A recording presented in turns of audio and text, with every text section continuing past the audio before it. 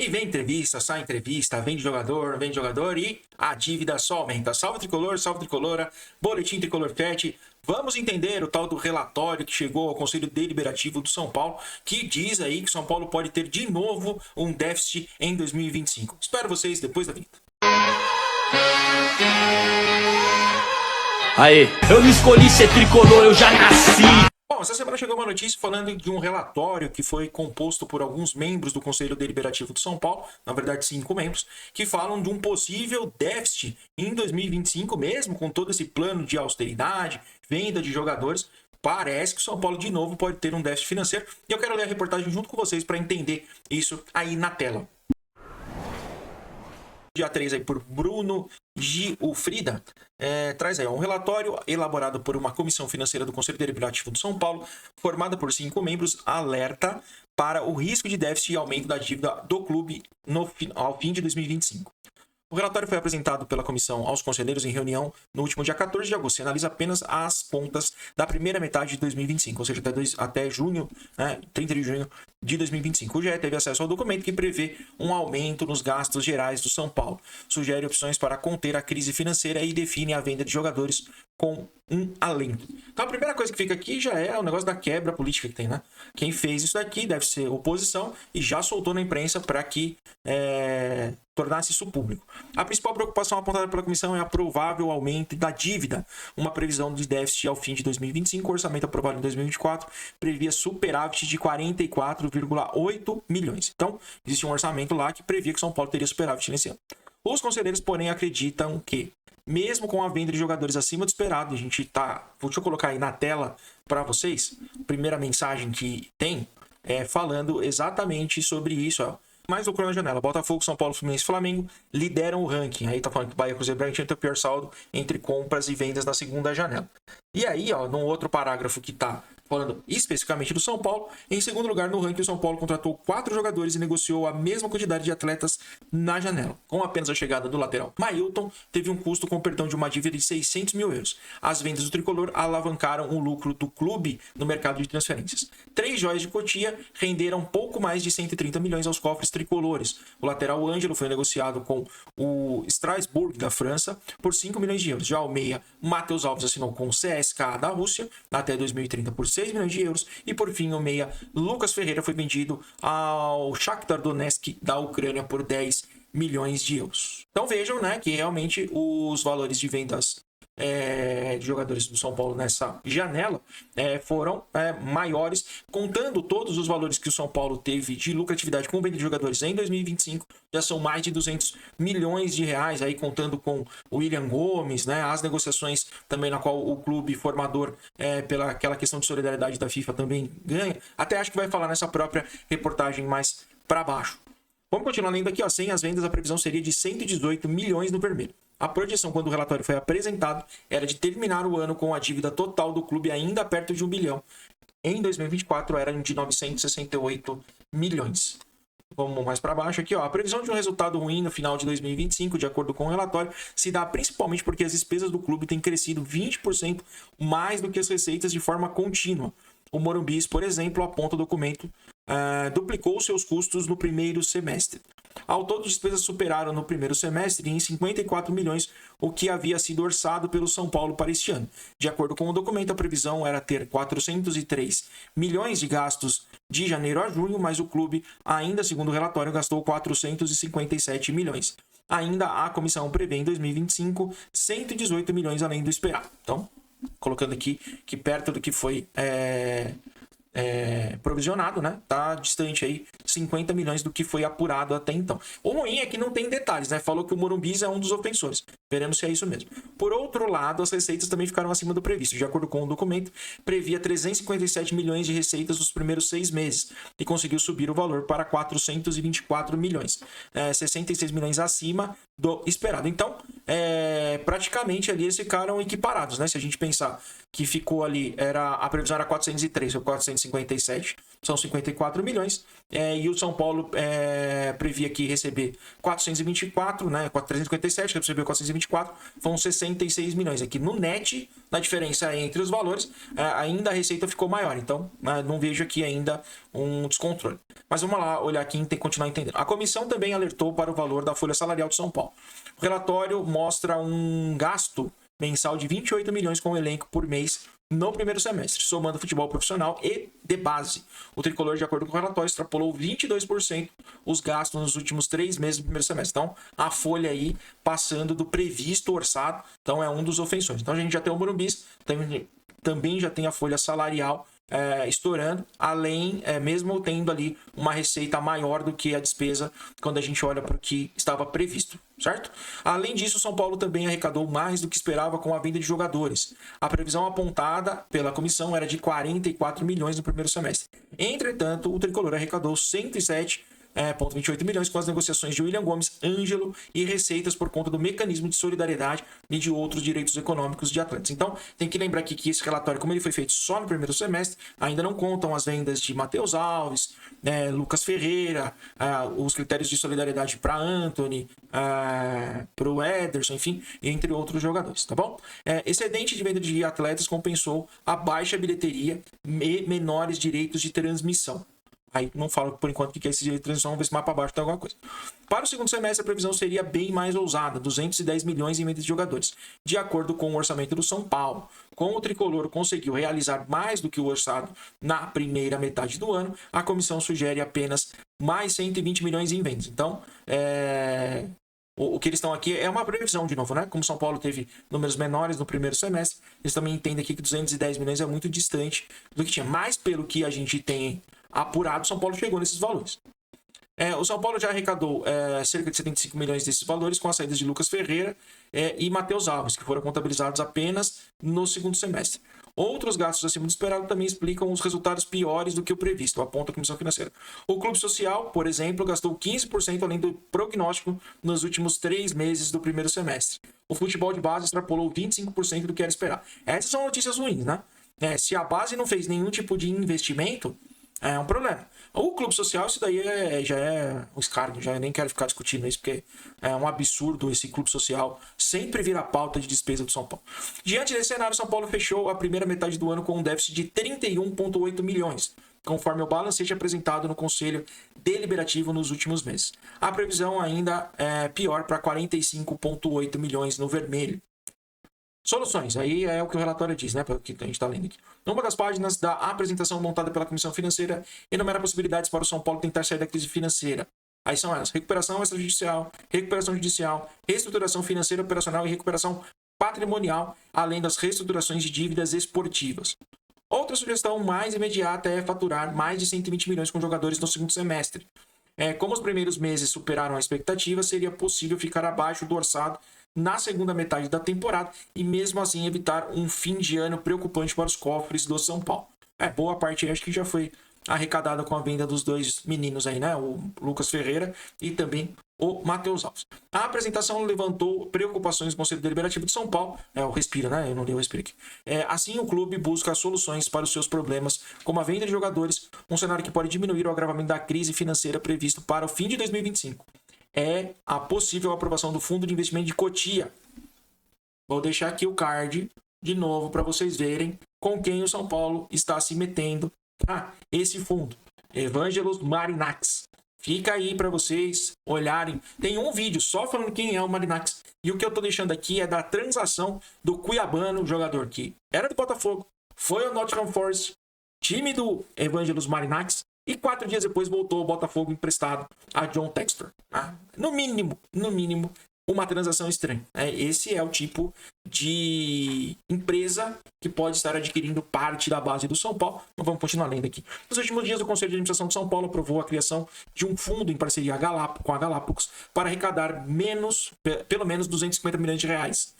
Desse valor, 50 milhões seriam diretamente para o pagamento de dívidas. O restante fica obrigatoriamente com as categorias de base e será pago em 3 parcelas. 100 milhões de imediato e outras duas de 75 milhões e 25 milhões. O tema ainda precisa ser aprovado pelo Conselho Deliberativo, mas o São Paulo acredita que a criação do fundo será um caminho para aliviar alguns de seus problemas financeiros. Além de todo, o investimento que será destinado às categorias de base.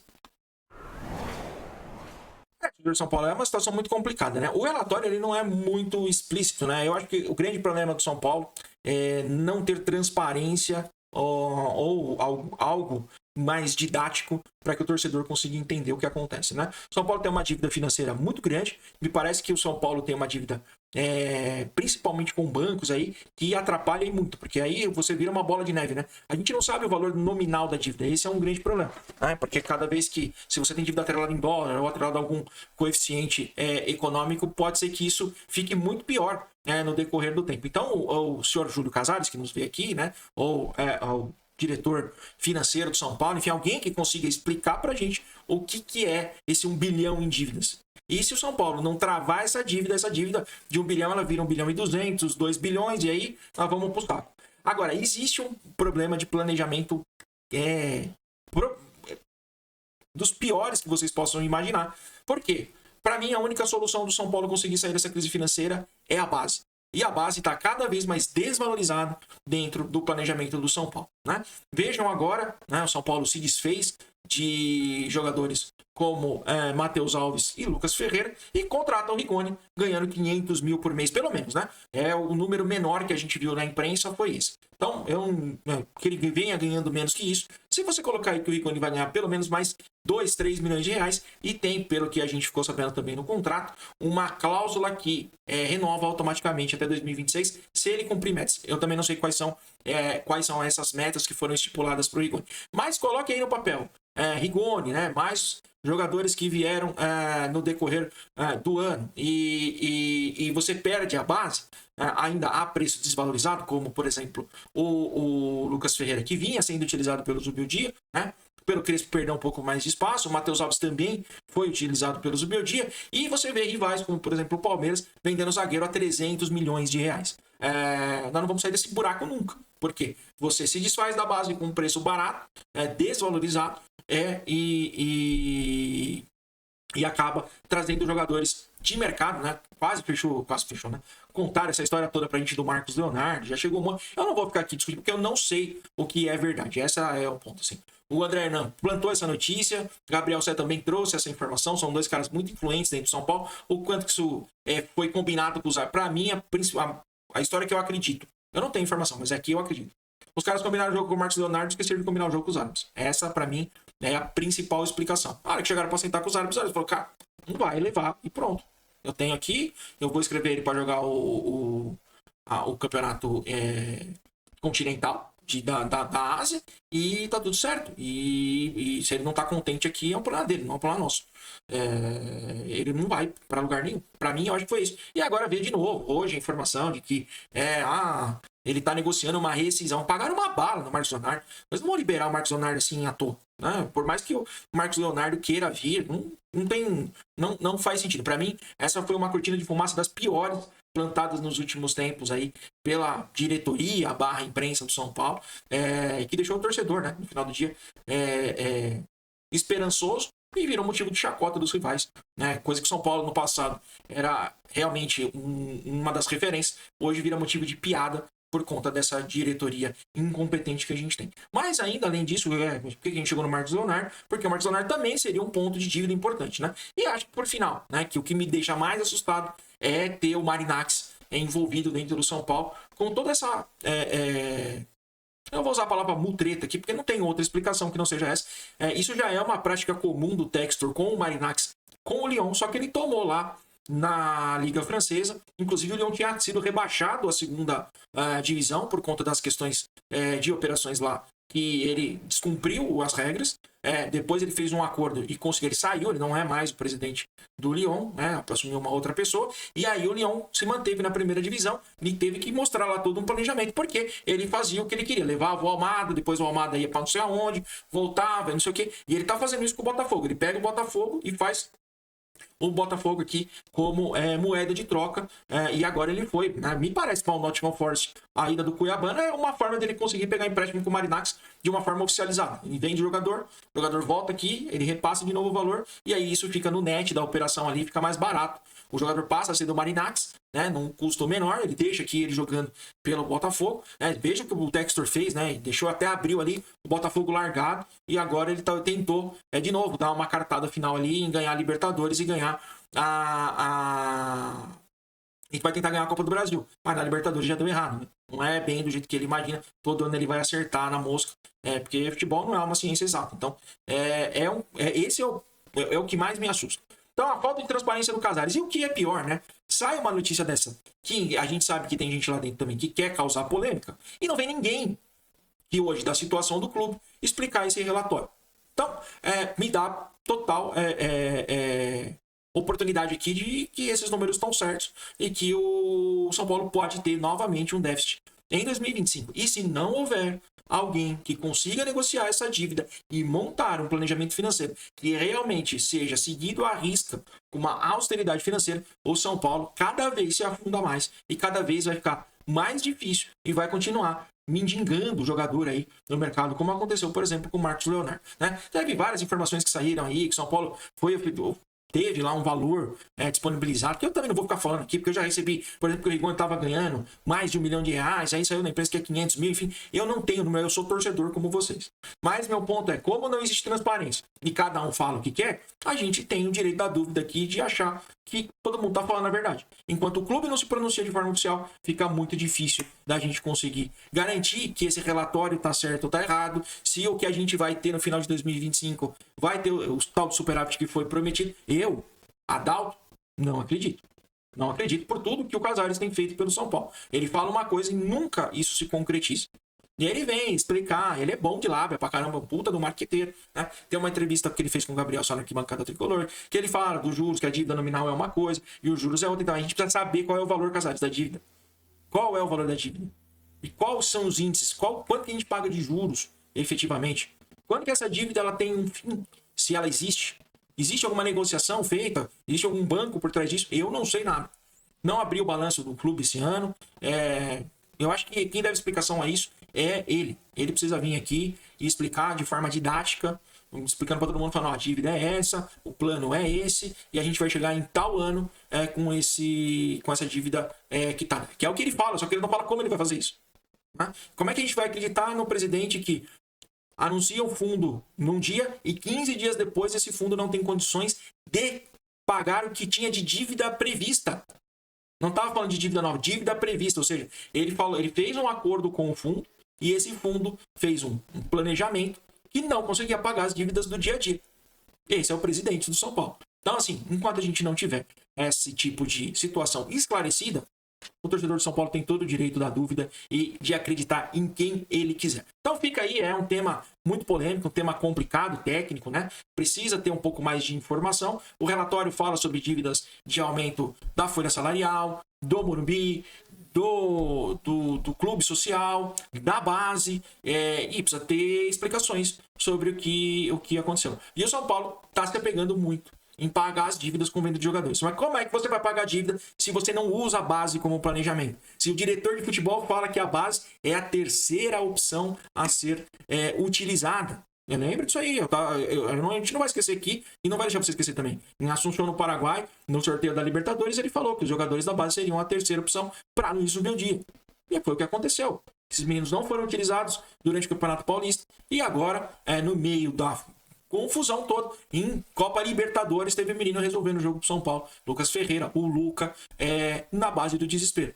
E não se preparou durante a temporada. O Jandrei ficou até a eliminação da Copa do Brasil. E o Young teve que entrar na fogueira contra o Sport no primeiro jogo dele como profissional, no meio de 2025. Mais no meio, né? Já estávamos em agosto de 2025. Ou seja, o menino não jogava mais de um ano nenhum jogo. Não é que ele jogava pelo profissional. Foi a primeira partida dele como profissional e há mais de um ano que ele não atuava em uma partida.